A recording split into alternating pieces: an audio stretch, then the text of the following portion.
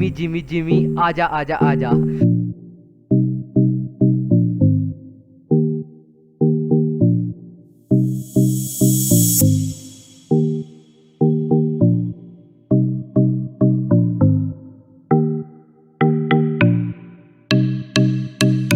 So hello guys, welcome to the another episode of CRICTIK, and I am your host Anku Dua with another special guest Sam Davy, who is a passionate for cricket. He has been playing cricket for last 8 years and he is a very good fielder according to him. So hey bro, how are you? Welcome to the show. Hey, not doing too bad. How about yourself? Yeah, I'm great. So let's take this discussion further and now let us talk about the New Zealand T20 World Cup squad. So it is captained by Kane Williamson, followed by Todd Astle, Trent Bolt, Mark Chapman, Devon Conway, Lockie Ferguson, Martin Guptill, Kyle Jamieson, Daryl Mitchell, Jimmy Neesham, Glenn Phillips, Mitchell Sandner, Tim Seifert, Ish Shodhi and Tim Saudi, and you have one injury reserve, that is Adam Mill. So what do you think about the squad? It is a strong squad or it should be more strong than it looks like? Yeah, it's quite a strong squad that we've managed to name. Kane Williamson's been doing pretty well with the Sunrisers in the IPL at the moment, although Lockie Ferguson's also bowling incredibly well at the moment as well. We've got a good mix of batters and bowlers, and a good mix of all rounders as well. Actually, it's good to include a couple of different wicket keepers in there, so just in case anything happens to Tim Seifert, who hasn't been in the best of form as of late, but hopefully that will change over the course of the tournament. And I think it'll be. We've got Glenn Phillips and also Devon Conway, who can all do the wicket keeping, and we've also got the batting depth in terms of Tim Southey can have a bit of a slog at the ball, so can Kyle Jamieson, and if he's included in the playing 11 on the day, Todd Astle can have a bit of a swing as well. But the important opening pair will be definitely Martin Guptill and Devon Conway for New Zealand. So I'm really looking forward to seeing how they do during this World Cup. Yeah, according to me, it seems to be a very perfect squad for New Zealand. So now let us talk about Kane Williamson, the backbone for the New Zealand team. So according to me, he is the backbone for the New Zealand team. But do you think the same or it's something different? I think Kane Williamson's been a very good batter for New Zealand in the last several years. He's got the ability to be the anchor for New Zealand. He's also got the skill set to speed things up, but he plays a safe knock, and he plays where necessary. Yeah, exactly. We have seen him in the IPL also. He's been very consistent for Sunrisers Hyderabad. So now let us talk about Jimmy Neesham. According to me, Jimmy Neesham can be the X factor for the New Zealand team because he has that capability to bowl the slower ones and he can bat too with a good strike rate. So I want to tell you one thing. In India, there is a song named as Jimmy, Jimmy, Jimmy, Aja, Aja, Aja. So New Zealand team can sing this song for him because it means that Jimmy, come to me. Like it's something like that. So yeah, New Zealand team can sing this song for him. So what's your views that he can be the X factor for the New Zealand team? Oh, absolutely. He's got a good bowling action. He's got a good slog of the ball. He hits the ball quite far as well. Yeah. Yeah, Jimmy's got all of the good qualities for a good X Factor player. He's good in the field as well. Yep. So you can rely on him to catch those high balls. Yeah. And hopefully he'll be out there cracking some jokes for us to all be having a laugh along with. Yeah. And yeah, that's a good point by you. He's a well deserved player. We have seen him playing for New Zealand like very well from the last few years. So now let us talk about the pace attack of New Zealand that any team can dream of. It's Tim Southee, it's Trent Bolt, it's Lockie Ferguson and Kyle Jamieson. What a pace bowling attack New Zealand has. So what are your views in it? Well, you've got to think about it. Tim and Trent have both been really good for New Zealand over the years, and over the past year they've been absolutely phenomenal, leading New Zealand in the bowling attack against India in the Test final, which was phenomenal to see. You've had Lockie Ferguson, who's been just absolutely phenomenal again in the last year, although he's been a little bit injury prone, but Yep. he's one of the impact bowlers that you can go to, and he will pick up a wicket if you need him to. Yep. And you've got to watch out for his pace. He's a very quick bowler. I wouldn't want to face him in the nets. Although he's got a really good slow ball, I'm impressed. I'll be looking forward to seeing how he does in the T20 World Cup. Although you've got to look at Kyle Jamieson. He's had a rapid rise to fame. He's done very well in the Test matches. A little bit. He had a slow start into his T20 and ODI career, but he's come right.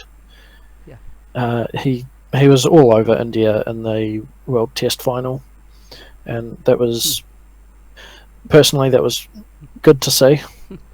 So yeah, as an Indian fan, I don't wanna remember that match. And in fact, two matches. One was the semis in the World Cup, and other was the final of the World Test Championship. And like I wanna like mention a point here. Do you think that India versus New Zealand would be a match to watch out? Because India would be in full mood to take revenge from the New Zealand. So what do you think about that match? Oh, absolutely. I'm very thrilled and looking forward to it very much so, because yes, it came down to the last over at the last World Cup, Yeah. and it was a bit of a heartbreaker for Indian fans, as far as I believe. Yep. And the Test Championship uh, was quite one-sided. Yeah. That one in the end.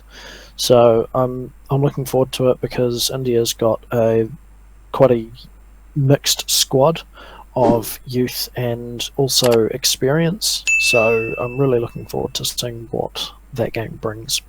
Very perfectly mentioned. According to me, it will be a very stunning match because Virat Kohli and his company would be in full mood to revenge New Zealand. So now let us talk about your spin department. You have three spinners, that is Ish Sodhi, Mitchell Santner, and Todd Astle.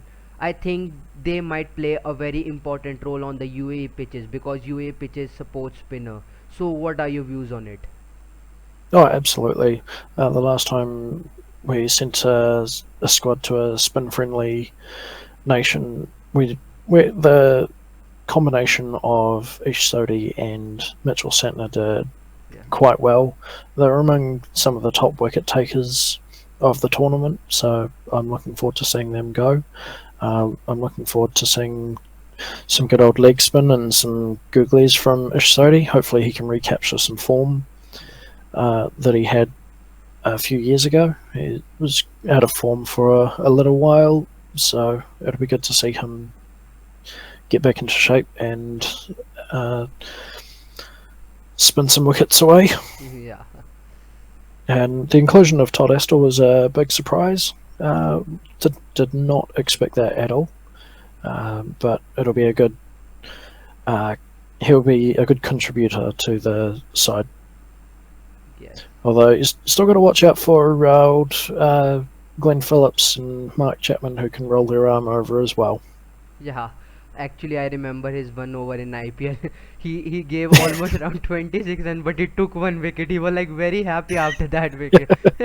So Yeah. yeah. So now let me ask you one question: that who would be the key players for New Zealand in the T20 World Cup? So what are your views on it? Yeah, so the key players, I believe, are going to be definitely the top four batters. You've got Martin Guptill, he's a very keen. He's got a very keen eye in the field, and Yeah. he's very reliable. You got to look back to the 2019 World Cup with their run out on MS Dhoni. Yeah, I don't That wanna was remember that because I saw MS Dhoni first time crying because it was his last World Cup. Like it was a very emotional moment as an Indian fan. Yeah, that throw made our hopes all lost. So yeah, yes. I will admit it was a very impressive throw. I yeah, didn't expect him to hit the stumps, but yeah, you've got Devon Conway. He's been impressive with his rise to international cricket as well. He's done well in the Test matches. He's done well in ODI and yeah. T20s as well. He's the only batter, I believe, currently among the international players to average more than 50 across all three formats. Okay, And then I believe you'll be followed up by Kane Williamson. He's got a very good temperament and he's got a very good sense of how he bats. So yeah, he's definitely one to watch out for. And then the biggest one I believe we should be watching out for is Glenn Phillips. okay, When he starts hitting sixes, you better be watching out in the crowd. yeah. So yeah, now can you mention me what playing 11 you want to see for New Zealand in the T20 World Cup? Well, the probable one will likely be Martin Guptill, Devon Conway, Okay, Kane Williamson. You've got Glenn Phillips and Jimmy Neesham. They'll be a top five, okay, absolutely. And then you'd throw in Tim Seifert okay. at the sixth spot. And then this is where you come into your all rounders and your bowlers. So I would add in Mitchell Santner Yeah, and Kyle Jamieson to follow okay, on from that. And then at 8, you'd probably put Tim Southey. He's okay, been a very good bowler for New Zealand that can add quick runs at the end if needed. yeah, Um, and depending on the pitch, you're tossing up between Ish Sodhi and Lockie Ferguson. okay, Ish Sodhi if it's a turning pitch, or you'd put Lockie Ferguson if it's a bit more of a quicker wicket. okay, And then at the 11th spot, you'd put Trent Bolt, yeah. who's a solid. He's got a good flamingo block.